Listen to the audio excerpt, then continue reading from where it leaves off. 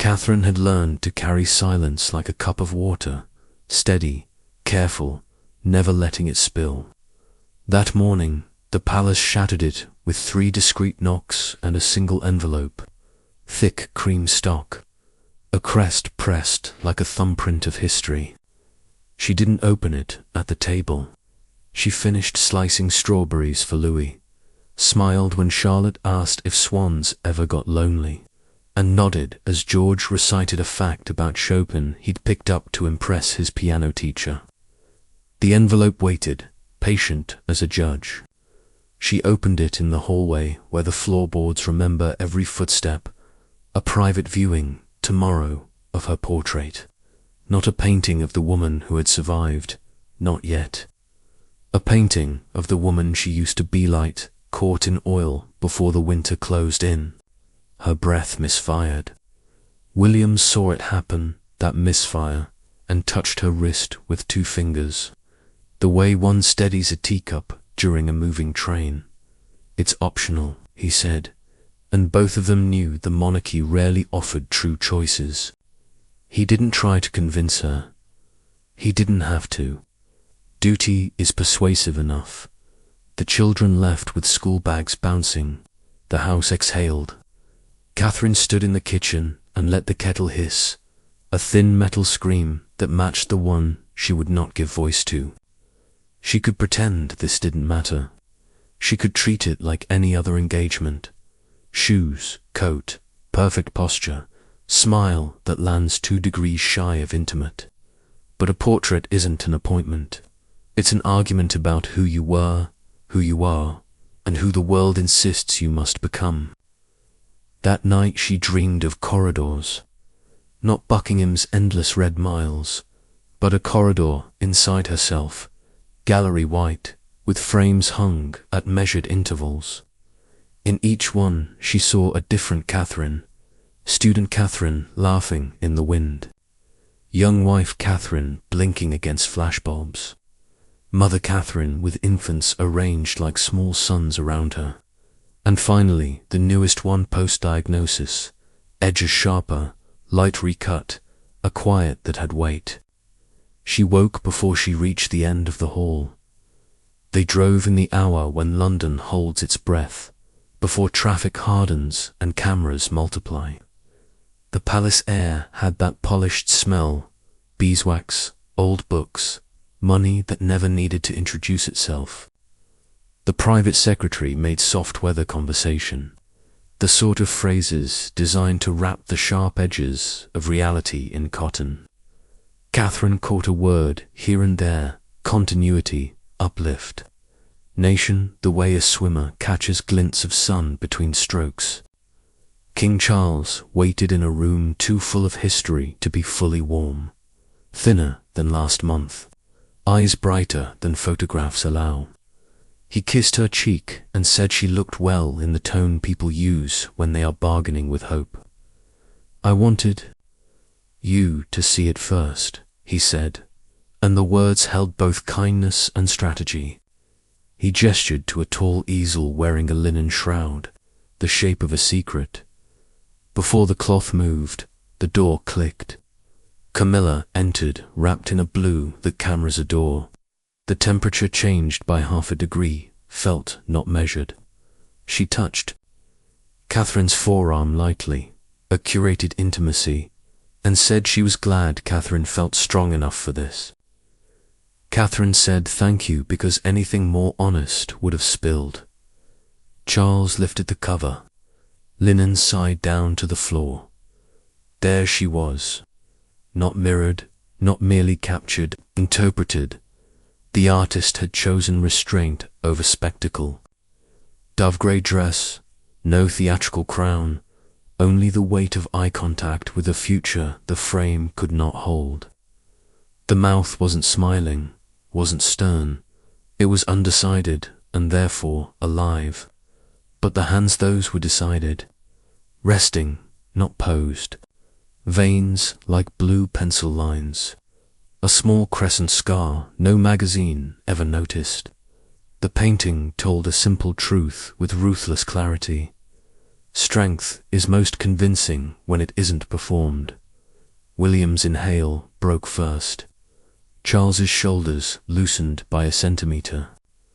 And Camilla's face did a complicated thing, a choreography of admiration, calculation, and a quick flare of grief so bright Catherine almost gasped.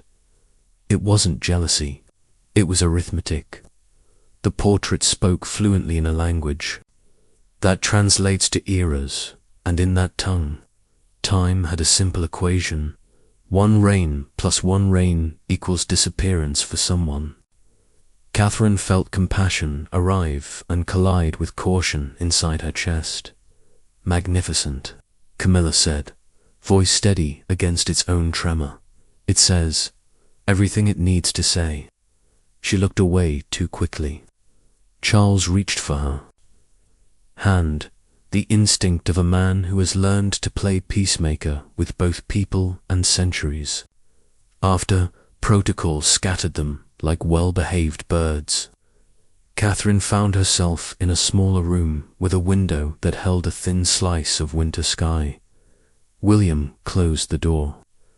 The click sounded like privacy rented by the minute. She leaned against a cabinet and finally allowed the shake that had begged to live in her shoulders all morning. "I don't recognize her," she said. "I do," he answered, without hesitation. "I live with her." It should have steadied her more than it did. The portrait had been painted before tubes, before the lemon-taste chemo leaves on your tongue, before everyday tasks measured themselves in spoons of energy. She wasn't trying to be dramatic. She was trying to be precise. There is the person you were. There is the person you curated. And then there is the person who remains when curation burns away. How do you stand next to all three without splitting? "I don't want to be a symbol," she said. "Then be a standard," he said softly. "Symbols get worshipped. Standards get followed." The unveiling day arrived with ruthless punctuality. Blue drawing room. Cameras perched like mechanical birds along the walls. Reporters asked soft questions with hard expectations behind them. Charles, regal in the way that comes only from a lifetime of rehearsals. Camilla, perfect in the photographs, already growing in tomorrow's newspapers. William, composed like a lighthouse. And Catherine, occupying the space between art and anatomy. They pulled the cord. The portrait met the world. Light hit varnish and bounced, and the room filled with the sound of shutters, pack animals panting. The curated words were said: artistry, resilience, continuity. A journalist called out a question about returning to duties and recovery, polite as a velvet hammer. Catherine said the line she'd practiced and then, without planning to, added something truer. "People think survival ends with a declaration. Mine didn't. I'm learning how to go on and how to be useful while I do." The sentence hung in the air with its own spine. For once, the cameras seemed to listen. Later, in a corridor emptied of ceremony, Catherine caught Camilla alone. The Queen Consort was studying a smaller canvas Charles in profile, rendered with that brutal tenderness only age earns, up close. Camilla looked like a woman who'd been smiling for hours without being allowed to mean it. "You were brave in there," Camilla said, eyes still on the painting. "Not brave," Catherine answered. "Just done, pretending it's easy." A pause opened, wide enough to tell the truth to, if you were inclined. Camilla didn't step into it, or perhaps couldn't. "There will be a headline tomorrow that chooses the wrong word," she said instead. "There always is." "I can live with wrong words," Catherine said, and surprised herself by meaning it. That night, Anma Hall felt like a bell jar. The children were ferried home by grandparents full of biscuits and backstories. The fire spoke its language of pop and shift. William scrolled not to read, but to hypnotize his own pulse. Catherine watched the portrait again, this time on a phone, translated from oil to pixels to public opinion. She didn't read the comments. She didn't need strangers to complete a sentence she hadn't finished writing for herself. The knock came just after 10, not the polite rattle of staff, not the staccato of press. 3 beats, purposeful. William opened the door and froze into a shape she hadn't seen since a funeral many years ago. Harry stood in the porch light, looking like a man who'd spent years telling himself a story and then walked out of it mid-sentence. He had the same eyes as William. Grief had camped in both. He nodded at Catherine first, something like apology or gratitude soldered into the gesture, then looked at his brother and let the silence finally say what both had been avoiding. The future asks for all of you, or it will take what it wants piece by piece. I saw the painting, Harry said. It made me think about beginnings. He swallowed, and endings we never finished.